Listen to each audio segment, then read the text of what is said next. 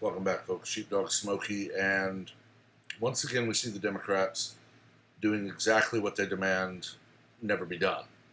That being blocking a vote on a bill. The bill in question would be a relief stimulus package for the current situation we're in. Before we begin, please remember to subscribe, turn on notifications so you're aware of all new content, and so you're part of the giveaway at 500, 1,000, and 1,500 subscribers. What we're looking at, very recently the Senate Republicans had a bill that for single taxpayers and married taxpayers who file jointly, it would give them an economic stimulus. It would help businesses as well, and it would really do a lot to jumpstart the economy when we desperately need it. Nancy flies back and blocks everything and completely ignores that less than a year ago, she was demanding Mitch McConnell pull everything and anything she sent him. It has to have a vote. So let's go on and dive right into this one. In a nutshell, the Senate GOP had a bill that would provide $1,200 to single American taxpayers and $2,400 to married couples who file jointly.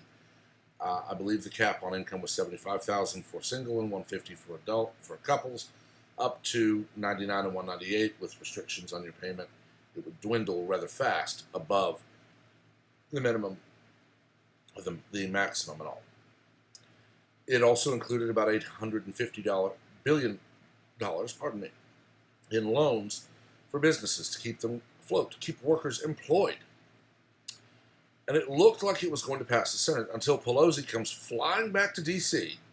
Of course, she's not in social distancing. She's going wherever she wants.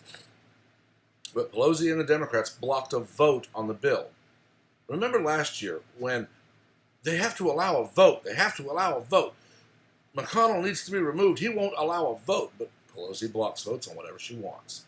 The DNC blocked a vote on this bill.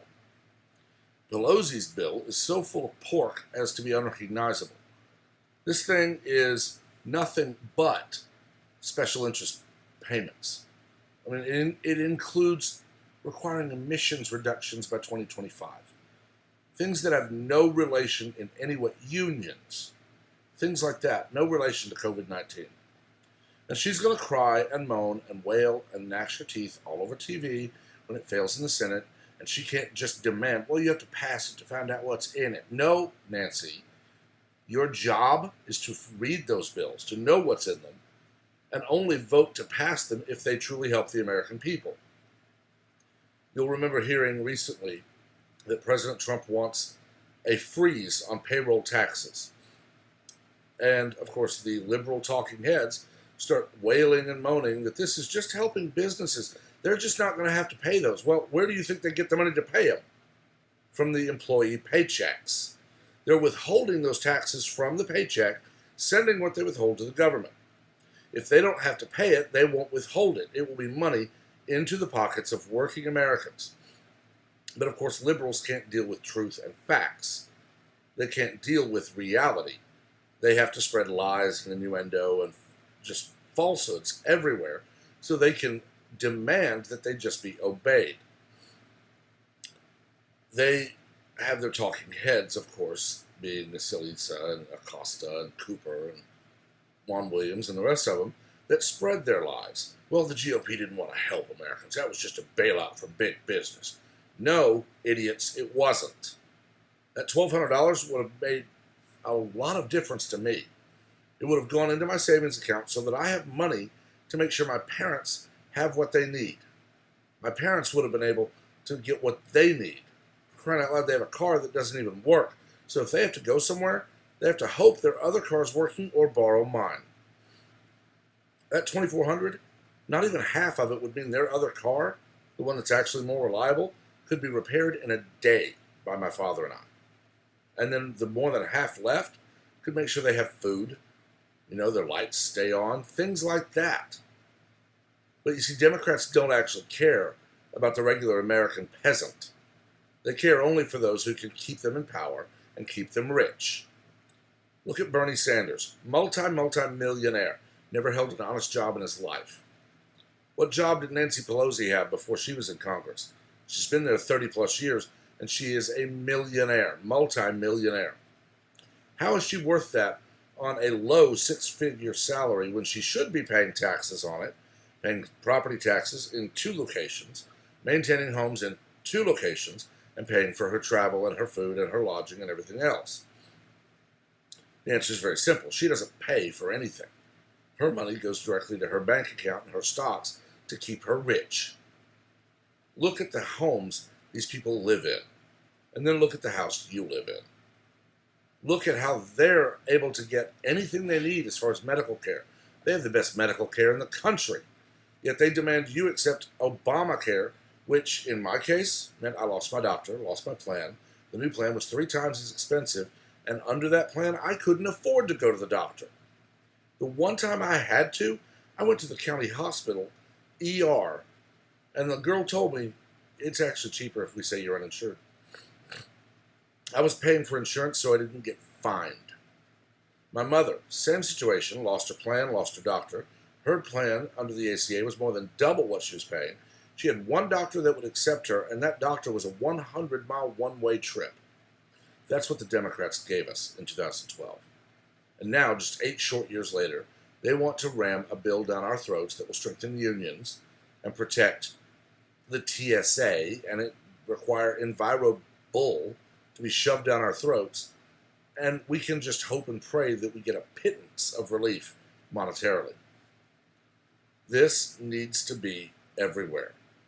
And the only bright spot in all of this, we are now less than 8 months from Election Day, and Americans are watching as Democrats are screaming and yelling, the president's not doing enough, because he's not standing in the middle of a press room letting Jim Acosta run the show and give him leading questions so he can twist everything, and only talking about COVID-19 when they want him to.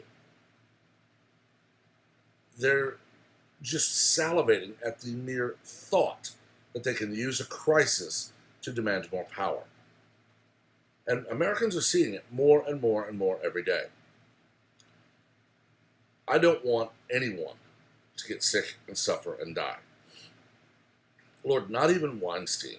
That man, honestly, I want him to spend many years behind bars where he has to live a horrid life fed, honestly, stuff I don't think I would ever voluntarily want to eat, and be restricted to his little cell 24/7. That's a far better punishment. But now he's in a hospital, and he'll be given medical care because they have to by law, while the homeless on the streets of New York and LA and San Francisco and every other city are out in the elements praying that they just have a way to find food. I don't know if there's ever been a more poignant and perfectly clear example that the Democrats are not working for the good of this country. I've talked about this long enough. Let me know what you think. I know I've gotten a little passionate here, but you can get passionate and still be civil.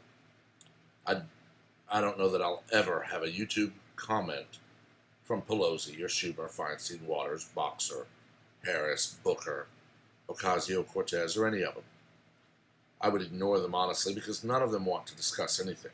We're here to have an adult discussion using logic, civility, where we can debate back and forth and learn. It's a novel concept, I know. As always, please remember to subscribe, turn on notifications so that you're aware of all new content, and so you're a part of the giveaway at 500, 1,500, and 1,000, and 500, 1,000, and 1,500 subscribers for 1, 2, and 3 books, respectively. Until next time, keep your heads, keep your distance, flatten the curve. I don't like being stuck at my house. I don't like having to, wait until I'm literally eating the last of my food before I finally say, okay, I have to go to the store. I don't like it, but I don't want to get sick, and I don't want to get other people sick. So I'm doing that, and a lot of people are, and I'm very happy they are. We can get through this, and we will. But only if people keep their heads. Until next time, stay safe, stay healthy, and have a wonderful day.